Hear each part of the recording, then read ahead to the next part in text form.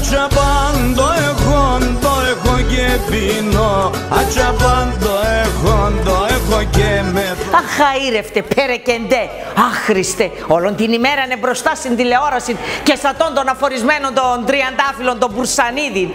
Ναι, πε άλλο δουλειά και έχεις. Προσπαθώ να μάθω ποντιακά για να συνεννοούμε μαζί σου. Και με βοηθάει και ο τριαντάφυλλος. Ντο πέρς τα συμβόλαια σαν χωράφα μου σοκυλκής.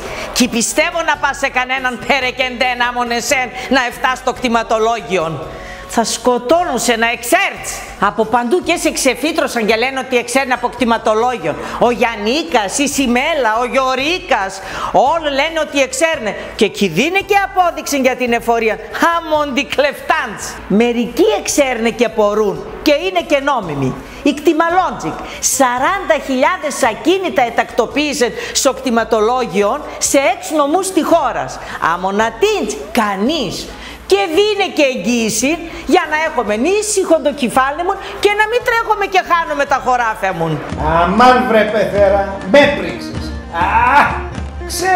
Ξέρω για την Κτημαλόντζικ. Χθες πάλι δεν μου τα έλεγες και μου κάνεις και μετάφραση για να τα καταλάβω.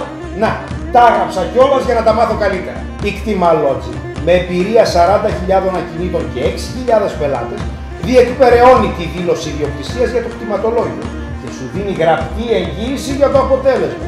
Εκδίδει και νόμιμη απόδειξη, όχι σαν κάτι άλλους που φοροδιαφεύγουν.